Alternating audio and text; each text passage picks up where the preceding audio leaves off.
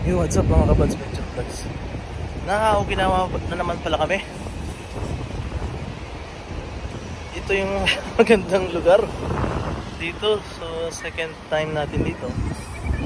Dali-dali ako pabalik at alas 10 dapat makabalik ako sa opisina.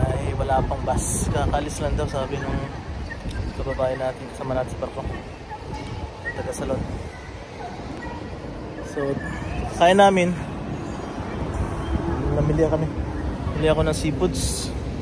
Isang plastic na seafoods. Ito na natin sa amin.